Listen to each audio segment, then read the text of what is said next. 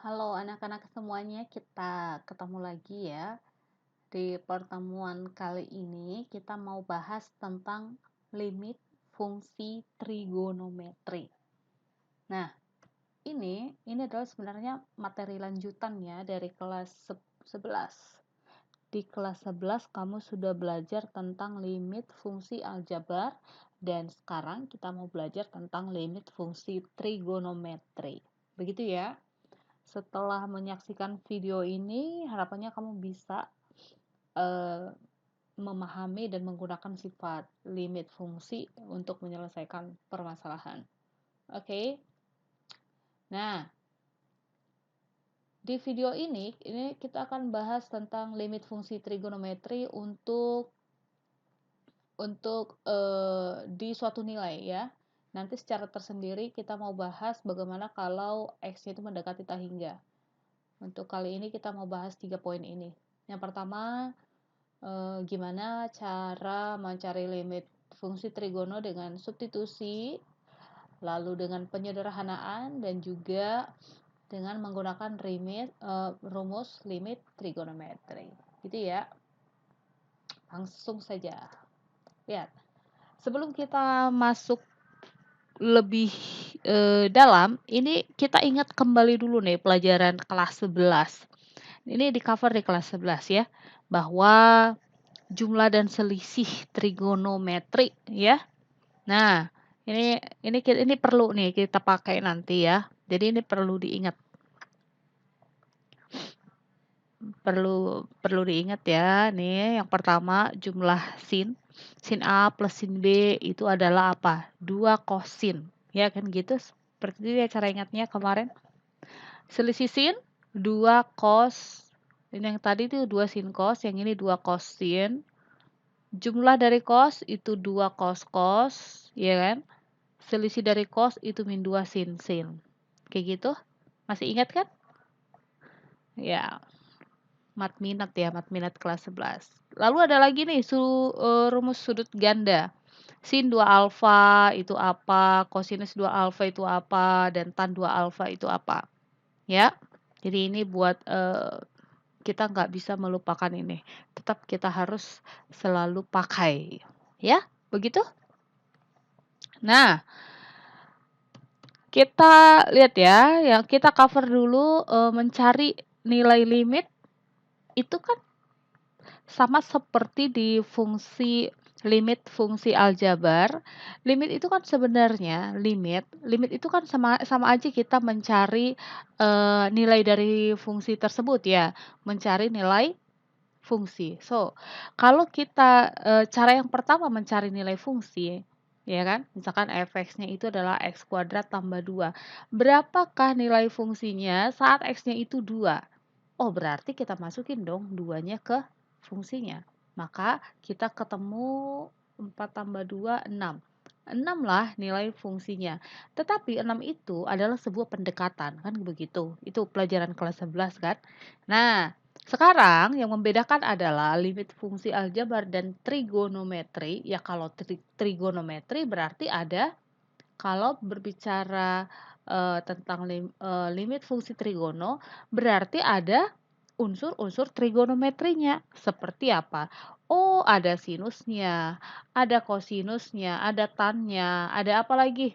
Ada sepersin. Sepersin itu apa? Kosekan ya. Kosekannya. Ada kosekan, ada sekan, ada kotan, begitu-begitu ya. Jadi yang mengandung ini namanya fungsi trigonometri. So, cara yang pertama mencari nilai fungsi, dalam hal ini dia fungsinya trigonometri, ya udah berarti masukin nilai x-nya. Contoh, berapa sih nilai limit dari sin x tambah cos x untuk x-nya mendekati 0. Coba kita masukin. Berarti ya udah. Berarti yang ini adalah sinus 0 derajat ditambah kosinus 0 derajat. Ini berapa? Sin 0 itu adalah 0. Cos 0 itu adalah 1. 0 tambah 1 itu adalah 1. Ya udah 1 itu adalah nilai limitnya. Selesai. Begitu. Lanjut, coba kita lihat yang nomor 2. Berapa sih, nilai fungsi, nilai limit dari ini? Untuk X-nya itu mendekati pi per 2. Pi per 2 itu kalau mau berapa derajat, berarti itu adalah 180 per 2, 90 derajat ya. Coba kita lihat. Masukin ya X-nya dengan pi atau 90 derajat. Berarti 1 min 2X. Berarti 2 kali berapa? Pi per 2. 2-nya habis, makanya di sini pi. Ya, per 2 cos X. 2 cos apa? 2 cos X sama seperti yang atas, itu jadi pi. Pi itu apa tadi? Pi itu 180 derajat. Kosinus 180 itu berapa? Minus 1 per 2 kali berapa? 2 kali min 1 itu berarti 2 per min 2. Maka hasilnya adalah minus 1. Minus 1 itu adalah ini bukan 0 ini. Ya, minus 1. Salah ketik itu. Min 1 ya. Coba kita ulang. Nih, 2X. X-nya adalah pi per 2. Berarti 2 kali pi per 2 itu adalah pi. Pi itu 180 ya. Jadi kosinus 180 kan minus 1. Jadi 1 min 1 per 2 kali min 1. Hasilnya adalah min 1. Inilah metode substitusi. Ya. Jadi kalau limit itu ketika kita substitusikan dan dia menghasilkan suatu nilai, ya udah itu nilai, itulah nilai limitnya begitu. Oke. Lanjut. Tadi di poin yang kedua itu kan ada dengan cara penyederhanaan. Artinya fungsinya itu disederhanakan. Contoh kayak gini. Ini makanya kita perlu ini bantuan dari rumus-rumus yang sudah kita cover di kelas 11 ini. Gunanya adalah agar kita bisa menyederhanakan fungsi trigonometrinya. Contoh yang ini. Berapa sih nilai limit dari cos 2x cosinus 2x per cos x min sin x. Begitu? Nah, sekarang kita lihat. Kalau kita substitusi ya, kan langkah pertama untuk mencari limit itu adalah disubstitusikan. Kalau kita substitusikan X-nya itu 45 derajat ke soalnya, maka nih 45 derajat ini kita substitusikan, maka kita memperoleh 0 per 0. Ya, kita memperoleh bentuk 0 per 0. 0 per 0 itu kan bentuk tak tentu ya. Nah, berarti yang harus kita lakukan adalah menyederhanakan itu. Di kelas 11 kan, di kelas 11 itu kalau ketemu bentuk 0 per 0 diapakan kemarin? Ini bisa difaktorin ya. Faktorkan. Atau turunkan. Tapi ini nanti kamu tunggu belajar turunan dulu deh, baru di ini. Yang kamu tahu kan difaktorkan ya. Nah, sekarang gini. Kosinus 2x. Cos 2x kita kan di kelas 10 udah belajar tuh. Cos 2x itu ada rumusnya ada berapa? Kosinus 2x. Ada 3 ya. Coba yang pertama itu apa? Cos kuadrat x dikurang sin kuadrat x. Yang kedua apa? 1 min 2 sin kuadrat x. Yang ketiga apa? 2 kosinus kuadrat x min 1. Begitu? Nah, sekarang dari tiga ini kan ada 3 rumusnya. Kenapa kita pilih cos kuadrat min sin kuadrat x? Supaya apa? Lihat bawahnya supaya match dengan yang di bawahnya. Jadi gini, kapan kita memakai rumus yang 1, 2, dan 3 ini, lihat-lihat soalnya mana yang lebih bisa disederhanakan. Begitu ya. Nah, oke. Lanjut. Cos kuadrat X min sin kuadrat X itu bisa difaktorin jadi seperti ini ya. Cos X min sin X dikali cos X plus sin X. Jangan bingung, sama aja itu kayak gini nih. A kuadrat min B kuadrat ini bisa difaktorin jadi A plus B, A min B. Ini pelajaran kelas 10. Oh iya, ternyata di sini cos X min sin X itu bisa dicoret ya. Nah, saling meniadakan. Sehingga yang tinggal adalah ini. Sekarang yang tinggal adalah ini. Nah, kalau udah di sini, kita coba masukin X-nya 45 derajat, kita memperoleh, coba, berapa ini? Cos 45 derajat ditambah sin 45 derajat. Cos 45 itu berapa? Setengah akar 2. Sinnya juga setengah akar 2. Setengah akar 2 tambah setengah akar 2 itu adalah akar 2. Dari situ ya. Jadi, mencari limit dengan menyederhanakan itu sangat-sangat membantu ya. Nah, kamu harus tahu dulu apa alat bantu kita yang ada di kelas 11 itu. Di kelas 11 baik itu rumus jumlah dan selisih trigono ataupun sudut ganda. Begitu? Oke. Kita lihat yang berikutnya. Contoh berikutnya ya. Yang tadi tuh contoh yang pertama ya. Ini untuk menyederhanakan nih. Kita lihat dulu contoh yang berikutnya. Oke. Cos 2x min 1 per sin x untuk x-nya itu mendekati pi. Kita sederhanakan dulu yang pembilang ini ya. Sama seperti di contoh soal nomor 1. Nah, cosinus 2x itu kita ganti menjadi 1 min 2 sin kuadrat x. Begitu? 1 min 2 sin kuadrat x min 1 per sin x. Min 1 dengan satunya habis ya. Maka yang tinggal adalah ini. Oke. Nah, sekarang ini ada sin x. Ini ada sin x. Yang tinggal adalah min 2 sin x. Tinggal masukin deh. Masukin.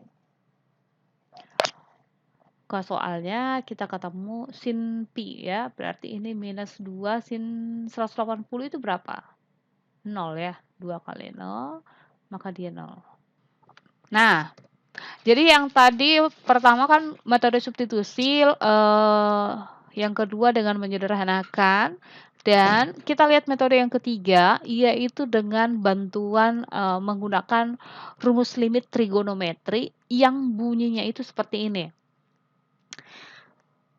Limit X mendekati 0 dari sin X per X itu akan sama dengan limit X mendekati 0 untuk X per sin X dan itu nilainya 1. Demikian halnya untuk tan, ya, itu akan bernilai 1. Atau secara umum, limit X mendekati 0 dari sin AX per BX itu akan sama dengan AX per sin BX itu adalah A per B. Ya, pembuktiannya akan saya buat di video tersendiri ya, biar videonya nggak terlalu panjang begitu. Jadi nanti ini ada kamu lihat di channel ini, nanti cari playlist limit fungsi trigonometri. Jadi nanti per bab Ibu bikin satu bab itu satu playlist begitu biar kamu tidak pusing kayak gitu. Jadi nanti akan tersendiri ya. Nah, intinya kamu terima dulu ini, nanti cek di video lain kenapa bisa begitu, gitu ya. Nih, contoh ya. Kita punya bentuk seperti ini. Ini soalnya nih. Cos 2x kita jabarin jadi seperti ini. Ya, di slide sebelumnya. Nah, ini kalau pembilangnya dibuka kurungnya, berarti kan 1 dengan min 1 habis. Yang tinggal adalah ini. Nah, ini lihat. Ingat sifat limit ya, bahwa limit X mendekati A dari si fx dikali gx ini sama aja dengan perkalian limitnya. Limit X mendekati dari si fx dikali limit X mendekati A dari si gx. Kan gitu. Nah, ini juga demikian. Nah, sekarang ini kan jadi begini dong. Limit X mendekati 0 dari, ya kan?